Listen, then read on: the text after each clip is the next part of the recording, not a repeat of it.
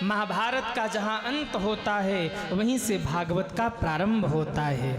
भीम दादा ने अपनी गदाओं से दुर्योधन की दोनों जांघाओं को तोड़ दिया।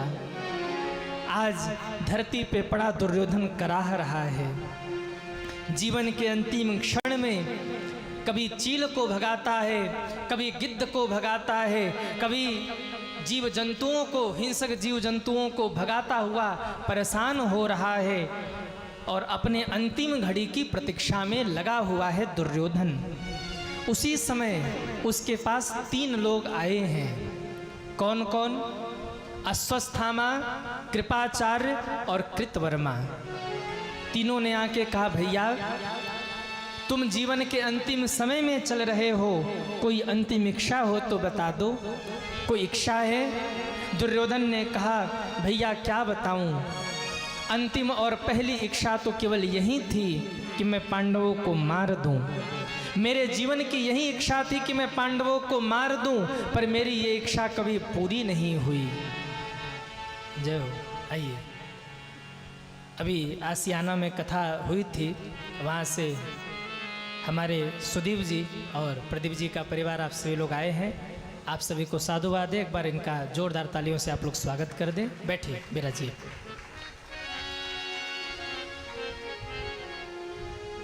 बोलिए भक्त वत्सल भगवान की जय हो।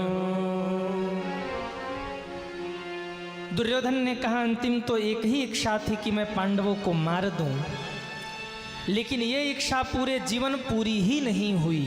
हाँ, मेरी एक इच्छा थी कि मैं पांडवों का वध करूं, लेकिन संयोग देखिए, हम कौरव 100 थे और 100 के 100 आज धरती पर पड़े हैं। 100 में से एक भी नहीं बचे। पांडव 5 थे, 5 में से एक भी नहीं मरे। पांडव 5 में से 5 बचे हैं, वो एक भी नहीं मरे और हम 100 के 100 मारे गए। इसलिए यदि हो कोई वीर योद्धा जो मेरे मरने से पहले पांडवों में से किसी एक के मरने का समाचार लाके मुझे दे दे, तो मेरी अंतिम इच्छा पूरी हो जाएगी। एक बात ध्यान देना मेरे भाई बहन, जब पापी व्यक्ति मरता है ना, तो मरते मरते भी पाप करके मरता है, और जब कोई धर्मात्मा व्यक्ति मरता है तो मरते मरते भी धर्म करके मरता है। मरते मरते भी वो कुछ ऐसा कर जाता है, इतिहास उन्हें याद रखता है महाराज, सब उनका स्मरण करते हैं। आप भगत सिंह को देखिए, मरते मरते जाते जाते कुछ ऐसा कर गए, दुनिया आज भी याद करती है। आप स्वामी विवेकानंद को देखिए, उनकी आयु भले ही थोड़ी थी, लेकिन थोड़े ही समय में वो इतना कुछ कर गए कि दुनिया उन्हें आज भी याद करती है। इसलिए यहाँ जितने लोग बैठे हैं, मैं आप सभी से निवेदन करूं, अपने जाने के पहले कुछ ऐसा करके जाना कि दुनिया आपको याद रखे। जब हम आप दुनिया में आए थे तो हम आप रो रहे थे, दुनिया वाले हंस रहे थे, लेकिन जब दुनिया से जाना ना, तो ऐसा कुछ करके जाना कि दुनिया वाले रोते रहें और आप हंसते हंसते विदा हो जाए। सज्जनों, ताली आपकी धीरे बज रही है। जाने से पहले कुछ ऐसा करके जाना कि दुनिया वाले आपको याद करें। और ये तभी होगा जब आप राम के लिए कुछ करेंगे, ये तभी होगा जब आप राष्ट्र के लिए कुछ करेंगे। मैं कई बार निवेदन करता हूँ, मरते तो सब हैं, लेकिन 2 के लिए जो मरे, इतिहास सदैव उसका आदर करता है, भगवान भी स्वयं उसका आदर करते हैं जो 2 के लिए मरे। किसके लिए? बोले या तो राम के लिए मरे या तो राष्ट्र के लिए मरे। बॉर्डर पे जो हमारे सैनिक लोग खड़े हैं, युद्ध करते करते अगर वो वीर गति को भी प्राप्त हो जाए ना, तो उनकी अधोगति नहीं होती। जीवन में उन्होंने क्या किया क्या नहीं किया, अगर युद्ध करते करते वो वीर गति को प्राप्त हो जाए, तो बैकुंठ छोड़कर नारायण भगवान उतर के आते हैं, उसको भुजाओं में भर के लेके जाते हैं। ये राष्ट्र के लिए मरा है। इसलिए अपने जाने से पहले राम के लिए कुछ कर जाना या फिर राष्ट्र के लिए कुछ कर जाना, इतिहास आपको याद रखेगा। ऐसा कुछ मत करके जाना कि जाने के बाद लोग ये कहे, चलो पापी था मर गया, धरती का बोझ हल्का हो गया। हाँ, हम धर्मात्मा हैं कि हम पुण्यात्मा हैं, हम पापात्मा हैं कि पुण्यात्मा हैं, इस बात का निर्णय हमारे मरने के बाद तब होता है जब चिता में आग लगती है। कौन व्यक्ति कैसा था इसका निर्णय उस समय होता है जिसमें धू धू करके चिता जल रही होती है। जाके एकांत में खड़े होइएगा जहां गांव के 4 लोग खड़े हों, अगर उसके लिए ये कह रहे हो लोग कि जाने दो मर गया अच्छा हुआ, हाँ गांव का भार हल्का हो गया, धरती का भार अच्छा हो गया, तो समझ लेना मामला गड़बड़ था। और उसके जाने के बाद लोग ये कहें कि बड़ा भला आदमी था, समाज को ज़रूरत थी ऐसे व्यक्ति की, अभी इसे नहीं जाना चाहिए था, अभी रहता तो समाज के लिए बहुत कुछ करता, तो समझ लेना राम के लिए, राष्ट्र के लिए कुछ करके आदमी गया है। ऐसे व्यक्ति का मृत्यु भी आदरणीय हो जाता है। यदि मरने के बाद लोग ये कहें कि चलो अच्छा हुआ, भार हल्का हुआ, तो समझ लेना जीवन में वो कुछ कर नहीं पाया, केवल खाया पिया सो गया।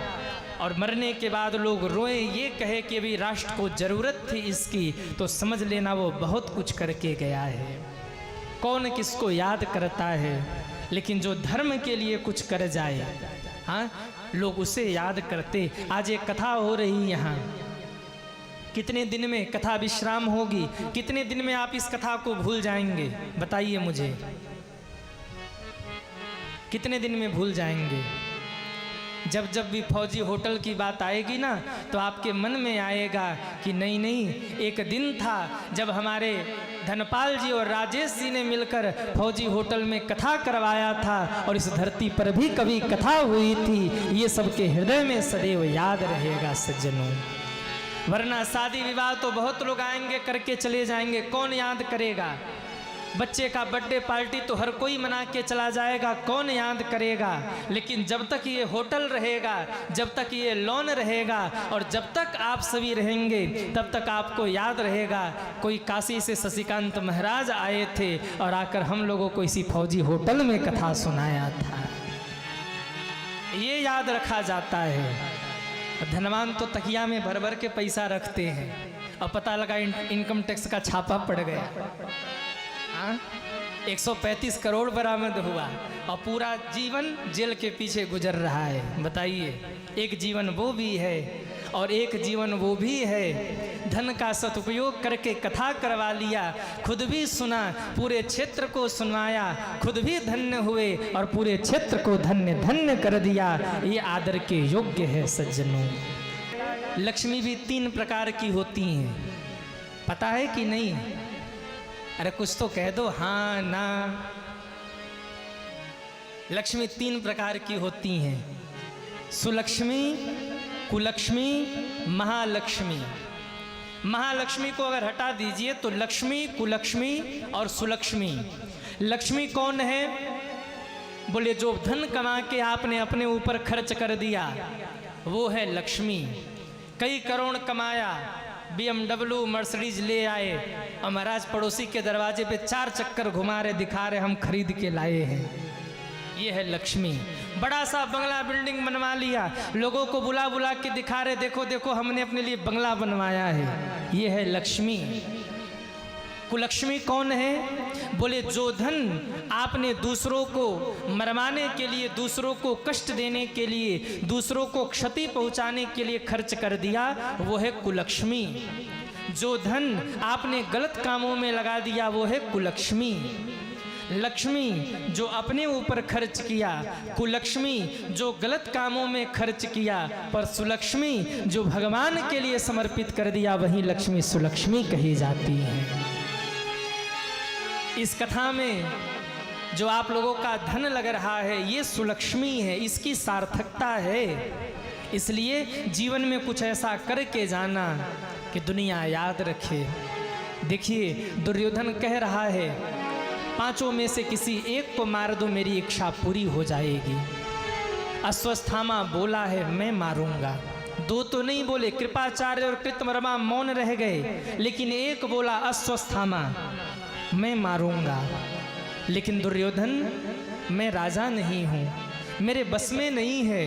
कहा यदि तुम राजा नहीं हो तो ठीक है, अपने पैर से चरण से जो रक्त निकल रहे थे महाराज उसी रक्त को उठा करके लेकर तिलक किया है और अश्वत्थामा से कहा अश्वत्थामा मेरे राज्य का उत्तराधिकारी आज से तू हो गया, जा मार के आ। और पद जब मिलता है तो मद आता है, कैसे व्यक्ति का विनाश होता है जरा दर्शन कीजिए। ये पद ने क्या क्या नहीं करवाया, कुर्सी ने क्या क्या नहीं करवाया, कितनों को नहीं मरवाया, कितने को तकलीफ नहीं पहुंचवाया, इस कुर्सी ने क्या क्या नहीं करवाया। जब पद मिला तू मेरे राज्य का उत्तराधिकारी, सिर पे काल का तांडव हो गया। नंगी तलवार को निकालकर अश्वत्थामा ने संकल्प लिया, दुर्योधन मैं संकल्प लेता हूँ, मैं पांडवों में से किसी एक को जरूर मारूंगा और अगर हो सका तो मैं पांचों को मारूंगा और जब तक मैं उनको नहीं मार लेता तब तक शांति से नहीं बैठूंगा। नंगी तलवार लेकर पांडवों की शिविर की ओर आगे बढ़ा। इधर पांडवों के शिविर में चलिए क्या हो रहा है, पांडव सो रहे हैं और मेरे ठाकुर जी जग रहे हैं। आहा धन्य है मेरे ठाकुर जी, पांडव सोए हैं और मेरे ठाकुर जी जग रहे हैं। ठाकुर जी को पता लग गया अश्वत्थामा आ रहा है। भगवान ने दौड़ लगाई, सोचा जरा चल के देखूं अर्जुन कहाँ है। जाकर देखा तो अर्जुन चदरिया ओढ़कर सो रहे थे। भगवान ने चदरिया खींची, अरे अर्जुन तुम सो रहे हो। अर्जुन ने फिर चदरिया ओढ़ ली, कहा गोविंद सोने दो ना, बहुत थक गए हैं युद्ध से, नींद आ रही है। भगवान ने कहा प्यारे तेरे सिर पे शत्रु मंडरा रहे और तुझे नींद आ रही है, उठ जा, सोने का टाइम नहीं है। कहा गोविंद मुझे सोना है, मुझे नींद आ रही है। कहा तू ऐसे बेफिक्र कैसे हो सकता है। अर्जुन ने कहा गोविंद जिस दिन मैंने अपने रथों की बागडोर आपके हाथों में दी ना, उसी दिन मैंने अपने जीवन की भी बागडोर आपके हाथों में समर्पित कर दिया। और ठाकुर जी जिसके जीवन की बागडोर आप थामे बैठे हो वो सोए न तो और क्या करे। कबीरा राम भरोसे सोए पांव पसार। मुझे सोने दीजिए गोविंद, जब रक्षक आप हों, जब ठाकुर जी मेहरबान तो हमें क्यों चिंता करना है, आप हैं ना रक्षक।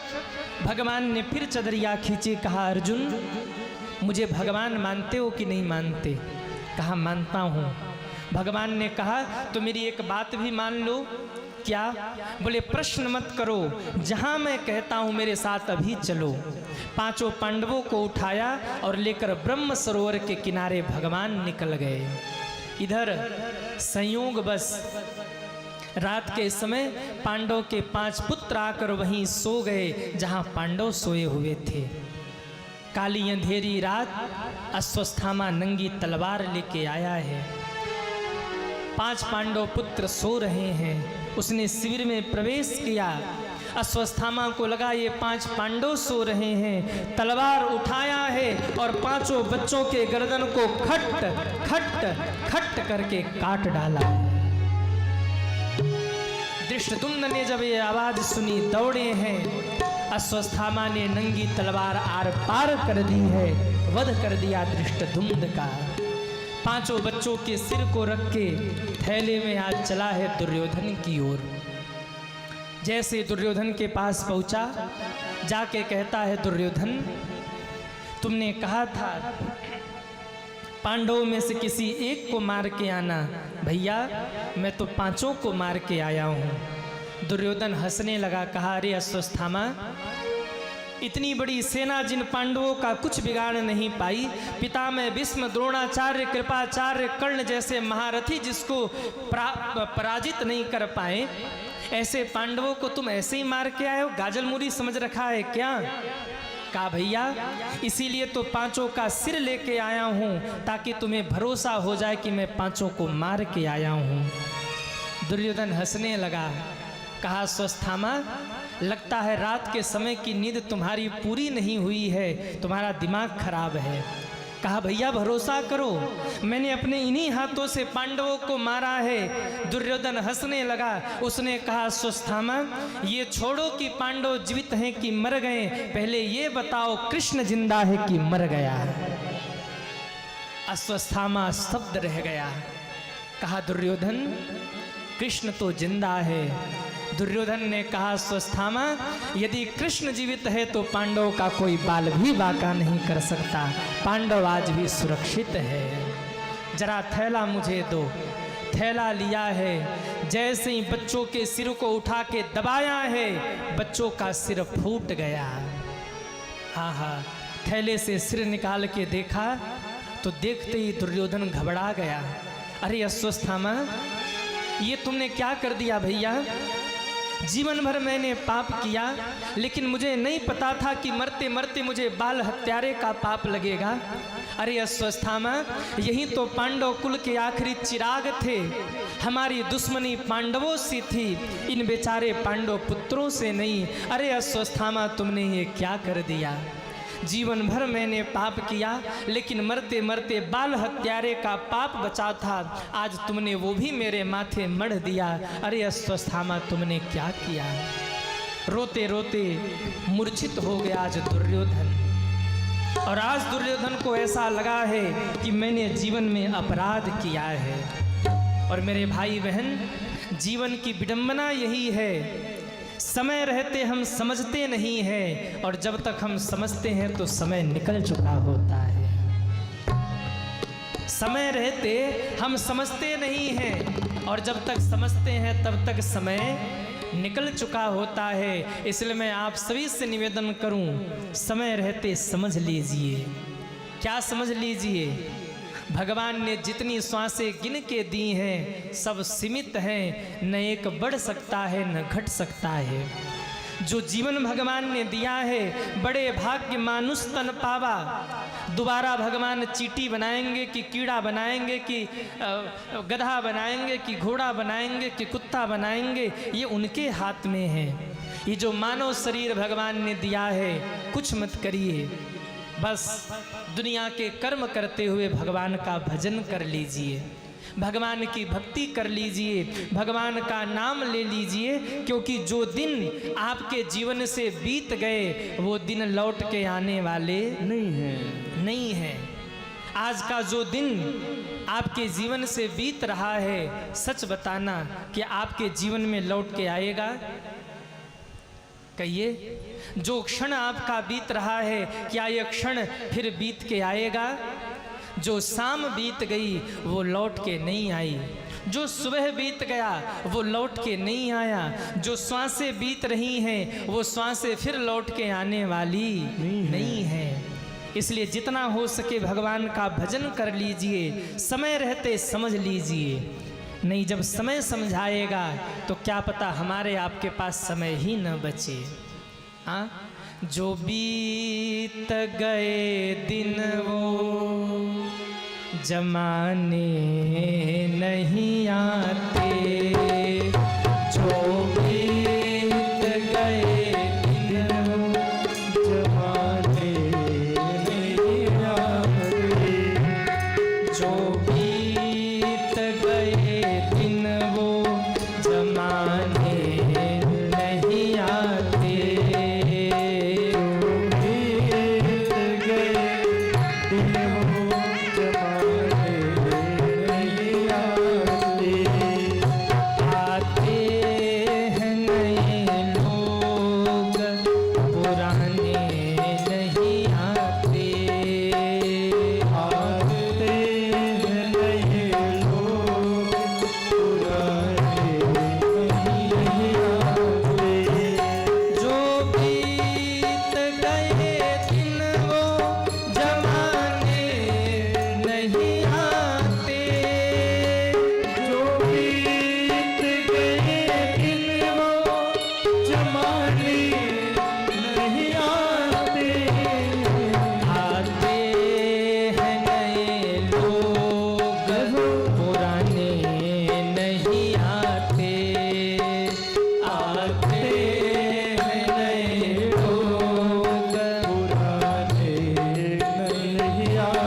जरा उठाइए दोनों हाथों को और तालियां बजाते हुए हरि बोल। हरि हरि।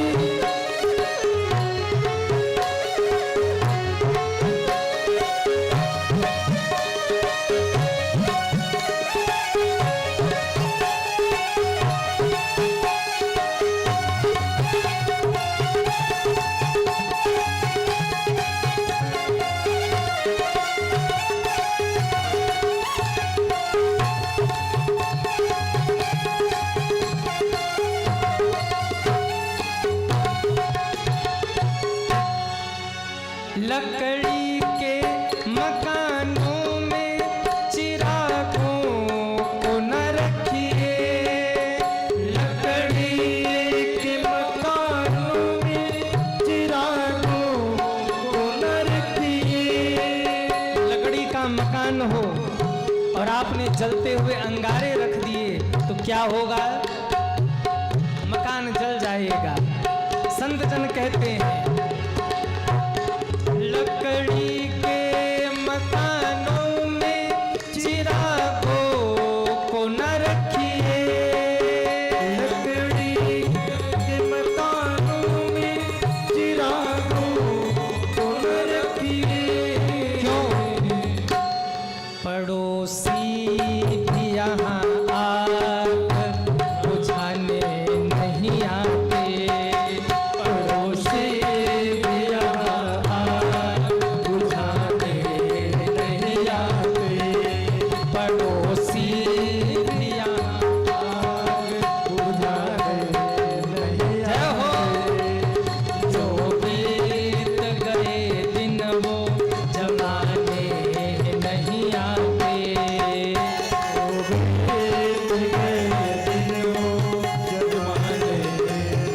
आते। सभी तालियां बजाते हुए हरि बोल।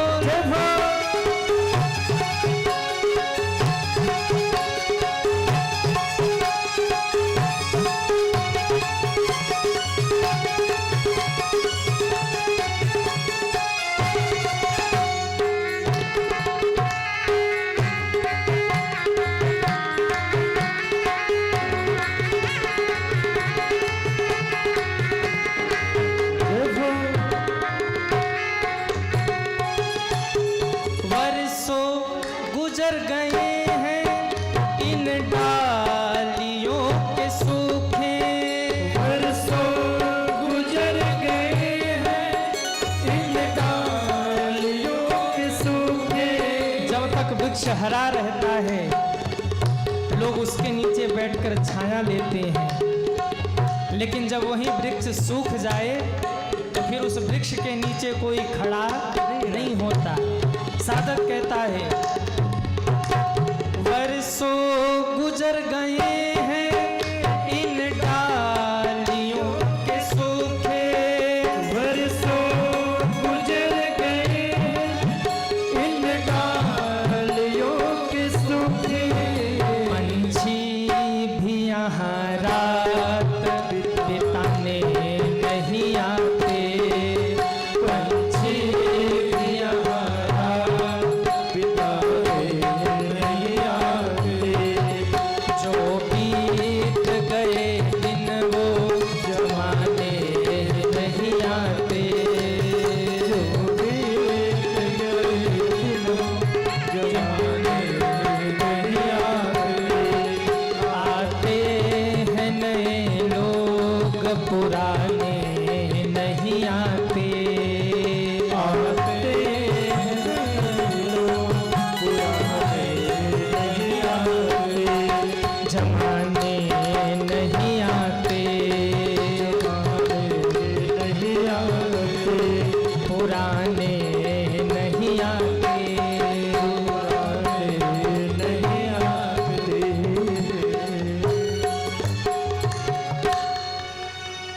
जो बीत गए दिन वो जमाने नहीं आते,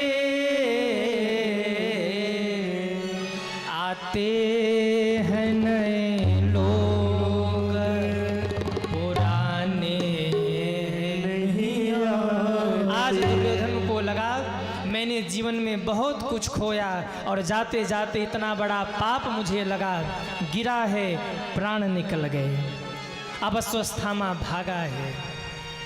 अश्वत्थामा समझ गया कि अब पांडव हमें छोड़ने वाले नहीं हैं। इधर स्वयं हुआ, पांचों बच्चे उठ करके माँ बाप को प्रणाम करने नहीं आए। द्रौपदी माँ को चिंता हुई, बच्चे उठकर नहीं आए, जरा चलकर देखूं आज बच्चे सोए हैं। सूर्य भगवान आकाश में आ गए, प्रकट हो गए और बच्चे सो रहे हैं। उनको क्या पता कि बच्चे जा चुके हैं। जाकर देखा, जरा सोचिए उस माँ पे क्या बीती होगी। 5-5 बच्चे मरे पड़े हों, सिर गायब हो, पूरा भवन पूरा शिविर रक्त से भरा हो, बच्चों का धड़ पड़ा हो, उस माँ पे क्या बीती होगी। आर्यपुत्र कह के द्रौपदी माँ धड़ाम से धरती पर गिरी हैं। महाराज मूर्छित हो गई। ये शब्द पांडवों के कानों में पड़े हैं। पांडवों ने कहा, गोविंद हमको लगता है कि कोई संकट आया है, जल्दी चलिए। पांचों पांडव दौड़ के आए, आकर देखा तो 5 बच्चे मरे पड़े हैं, द्रौपदी मूर्छित है। अर्जुन समझ गए ये काम अश्वत्थामा ने किया है। अर्जुन ने कहा, द्रौपदी तुम चिंता मत करो, जिस किसी ने भी हमारे पुत्रों का ये हाल किया है, जब तक उसको हम मृत्यु दंड नहीं देंगे तब तक अपने बच्चों का अंतिम संस्कार नहीं करेंगे।